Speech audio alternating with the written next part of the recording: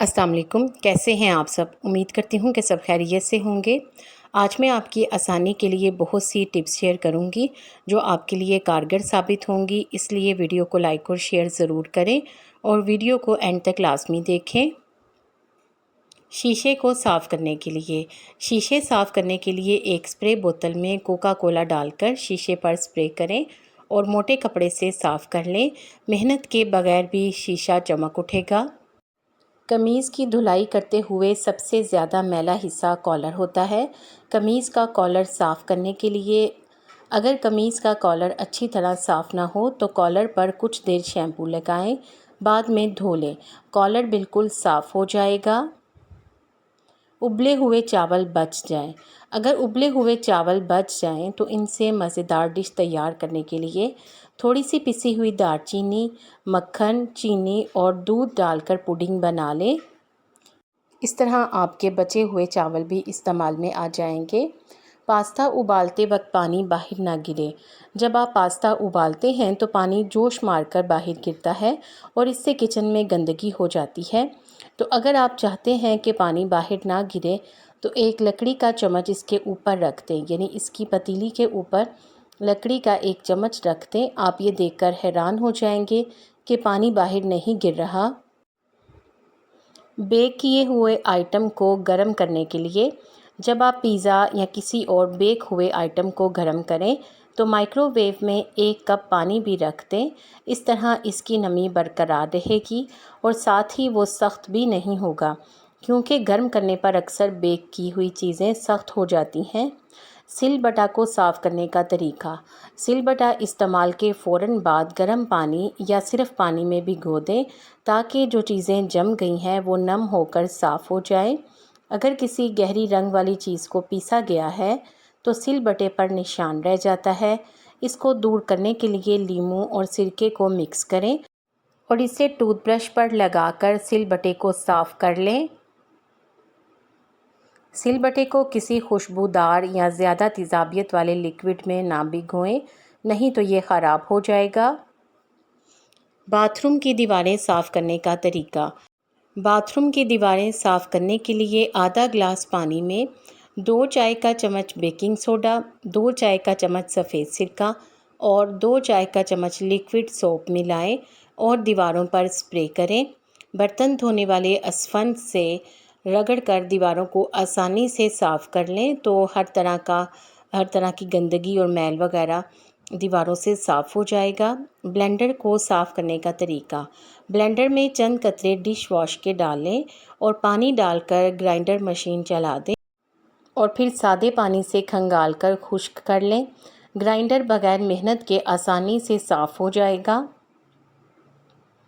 खाने में से गैर ज़रूरी तेल को ख़त्म करने के लिए अगर आपके बनाए हुए खाने में गैर मुतवक्के तौर पर तेल की मिकदार ज़्यादा हो जाए तो बिना किसी मुश्किल और गंदगी के इस तेल को इंतहाई आसान तरीके से निकाला जा सकता है।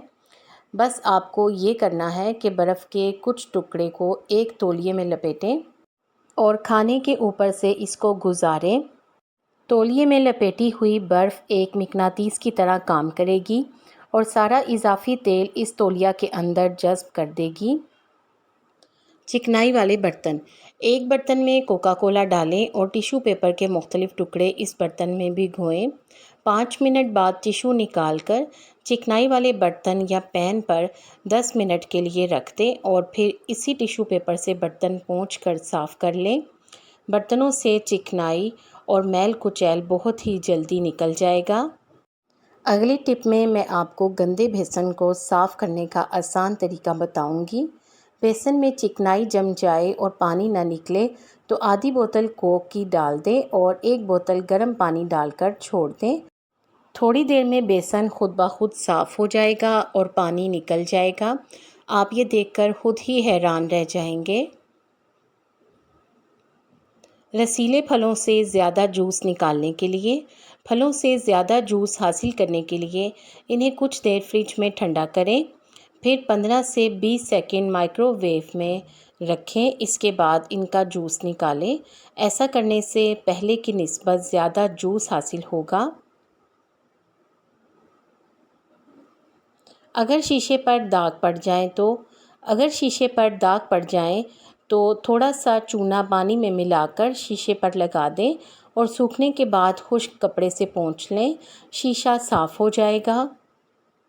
आलू का मज़ेदार भरता बनाने के लिए सबसे पहले आलू को बेक करें।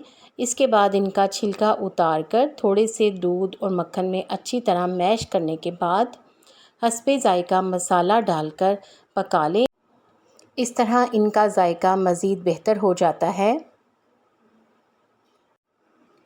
शीशा साफ़ करना। खिड़कियों के शीशे हों या फर्नीचर पर लगे हुए हों, साफ़ शफाफ शीशे ही अच्छे लगते हैं। शीशे पर आम कपड़े धोने वाला नील पानी में घोलकर लगाएं और फिर खुश्क होने दें। जब नील का ये पेस्ट खुश्क हो जाए तो साफ़ और नरम कपड़े से पोंछ लें और कपड़े को नरमी से रगड़ें। शीशा चमकदार और शफ़ाफ़ हो जाएगा। अगर पैन पर जंग लग गया हो तो इसको साफ़ कैसे कर सकते हैं? जंग खाए फ्राई पैन को साफ़ करने का तरीका। जंग खाए हुए फ्राई पैन को साफ़ करने के लिए पैन पर ज़रा सा नमक छिड़कर साफ़ करें।